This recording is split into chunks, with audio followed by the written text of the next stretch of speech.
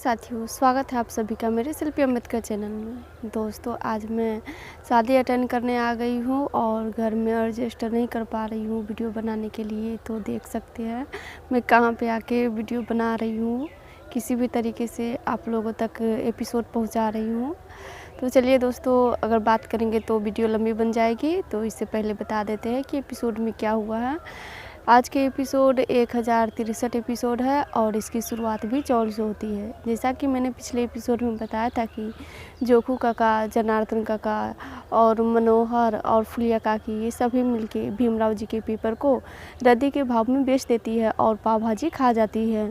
तो जिसके बाद भीमराव जी पूरे चौल में अखबार पेपर को ढूंढते हैं।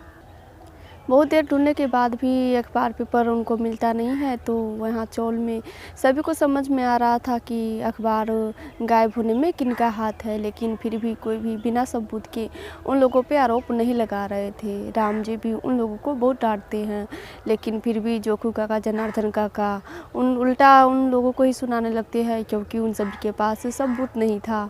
शोभा काकी भी वहाँ पर खड़ी होकर उन सभी से कह रही थी कि हम सब अच्छी तरीके से समझते हैं कि यह ऐसा काम कौन कर सकता है, लेकिन फिर भी हम लोग कुछ बोल नहीं सकते हैं। तो फुलिया काकी और जोखू काका ये सब कहते हैं कि जब तक तुम्हारे पास सबूत नहीं है, उससे पहले हम लोगों पे आरोप नहीं लगा सकते हो। और हम लोग जानते भी नहीं है कि भीम का अखबार पेपर क्या हुआ है और कहाँ गायब हो गया है। वहाँ पे भीमराव जी में और बाकी लोगों में बहस हो रहे थे, उनके समर्थक से और विरोधी से। तो जिसके बाद जब जोखू काका ये कह रहे थे कि कोई सबूत नहीं है तुम लोगों के पास हम लोगों पे आरोप लगाने के लिए, इससे अच्छा होगा कि बात ख़त्म कर दो। तो उसके बाद भीमराव उनसे कहते हैं कि अगर हम लोगों को सबूत मिल गया तो हम छोड़ेंगे नहीं आप लोगों को, और जैसे ही हमको सबूत मिलेगा वैसे ही सभी को हम सज़ा ज़रूर दिलवाएंगे, क्योंकि गलती बार बार माफ़ किया जा सकता है लेकिन अपराध नहीं। अपराधी को सज़ा देना ही चाहिए। यही भीमराव जी कह रहे थे कि उसी समय वहाँ पे वही पाव भाजी वाला आते हैं भागते हुए, क्योंकि उनके पीछे भीम के समाज वाले ही पड़े हुए थे। जब मेघनाथ भीमराव जी के समाज वालों को सुना रहे थे कि देख लो, तुम्हारे महानायक का अखबार पेपर रद्दी के भाव में कोई बेच दिया है और कैसे ये पाव भाजी बेचने वाला ये रखे हुआ है। तो जिसके बाद इन लोगों को बहुत बुरा लगता है, क्योंकि वो भीम के समर्थक होते हैं। उस समय चौल में पाव भाजी वालों को कोई पहचान नहीं रहे थे। तो भीमराव जी उनसे पूछते हैं कि आप लोग इनके पीछे क्यों पड़े हुए हैं। तो भीम के समर्थक उनको बताते हैं कि ये पाव भाजी वाला है, यही तुम्हारा अखबार पेपर लेके गया हुआ था। तो मेघनाथ इनको देख के हम लोगों को बहुत सुनाया, लेकिन जब उनके जाने के बाद मैंने इनसे कहा कि मुझे अखबार पेपर दे दीजिए, ये मेरे भीमराव का अखबार पेपर है, उनकी मेहनत है, तो ये देने से साफ मना कर दिया। इसीलिए हम लोगों को ऐसा करना पड़ा, क्योंकि ये दे नहीं रहे थे। तो जिसके बाद मैं इसको ज़बरदस्ती छीनने लगा, लेकिन ये चौल में भागने आने लगा। यह देखने के बाद भीमराव जी बाकी लोगों से कहते हैं कि अब तो हमारे पास सबूत है, क्योंकि मैंने पहले ही कहा था कि अगर मुझे सबूत मिल गया तो मैं सज़ा ज़रूर दिलवाऊंगा उन लोगों को जिन्होंने इतना घटिया काम किया है। भीमराव जी पाव भाजी वाले से पूछते हैं कि आपको किसने ये अखबार पेपर दिया। तो पाव भाजी वाले उन्हीं चारों की तरफ इशारा करते हैं, फुलिया काकी, जोखू काका, मनोहर काका और ये जनार्दन काका, इन सभी की तरफ इशारा करते हैं। उनको देखते ही सभी समझ जाते हैं कि ये काम आप लोग ही कर सकते हैं। शोभा काकी, राम जी काका, वहाँ पे जितने भी भीम के समर्थक थे सभी उनको सुनाने लगते हैं। उसके बाद भीमराव जी भी कहते हैं कि अभी अभी मैंने कहा था कि मुझे जब सबूत मालूम चल जाएगा तो मैं सज़ा ज़रूर दिलवाऊंगा। यह सुनने के बाद जोखू काका कहते हैं कि अरे भीमराव, सज़ा दिलवाने की बात कहाँ से कर दिए।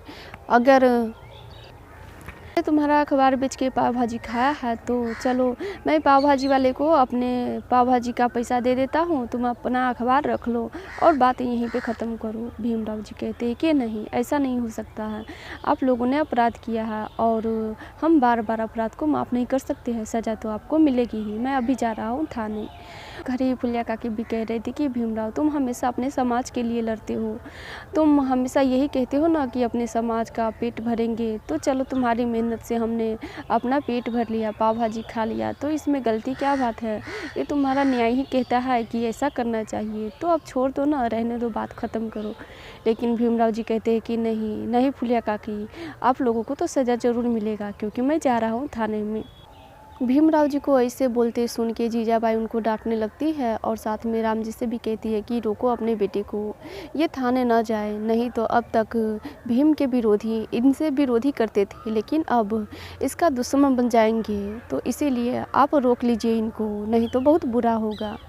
जिसके बाद जब भीमराव जी थाने जाने लगते हैं तो राम जी उनको कहते हैं कि नहीं बेटा, रहने दो, मत जाओ थाने, कि थाने जाने की कोई ज़रूरत नहीं है। तो भीमराव जी कहते हैं कि नहीं बाबा, मैं गलती माफ़ कर सकता हूँ, अपराध नहीं, और ना जाने कितने बार इन लोगों ने क्या क्या नहीं किया, तो हर बार ऐसे इस तरीके से जाने नहीं दे सकता हूँ। मैं थाना ज़रूर जाऊँगा और इन लोगों को सज़ा भी ज़रूर दिलवाऊँगा।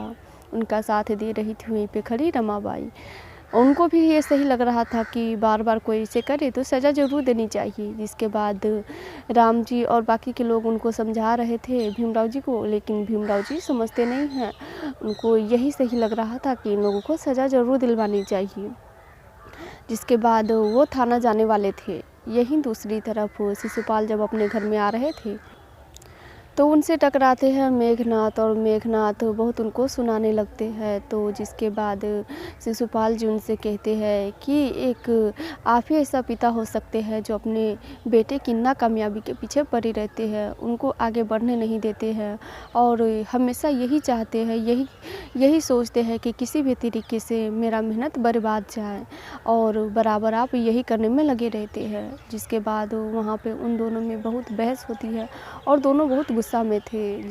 तो यह सब देखने के बाद श्यामला शिशुपाल से कहती है कि आपको मेरी कसम है, आप शांत हो जाइए, और बाबा आपसे जो कह रहे हैं उनको आप गुस्से से मत सुनिए, ये बल्कि ये समझिए कि ये आपको प्रेरित कर रहे हैं, आज इनका गुस्सा आपको आगे बढ़ाएगा, इसीलिए आप इतना चिंता मत कीजिए, चलिए घर में हम दोनों साथ में खाना खाते हैं, क्योंकि हम दोनों बहुत भूखे हैं। जिसके बाद श्यामला उनका हाथ पकड़ के घर के अंदर ले जाती है, और वहीं पे खड़े मेघनाथ ये कह रहे थे कि मैंने शिशुपाल को भीमराव का साथ नहीं छुड़वाया तो मेरा नाम भी मेघनाथ नहीं। और इधर चौल में भीमराव जी थाने जाने के बात कर रहे थे, लेकिन सब उनको मना कर रहे थे। अब देखना ये है कि भीमराव जी उन सभी को सज़ा दिलवाते हैं या नहीं। इसके आगे हम अगले एपिसोड में बताएंगे, क्योंकि आज के एपिसोड यहीं पे समाप्त हो जाती है। तब तक के लिए जय भीम।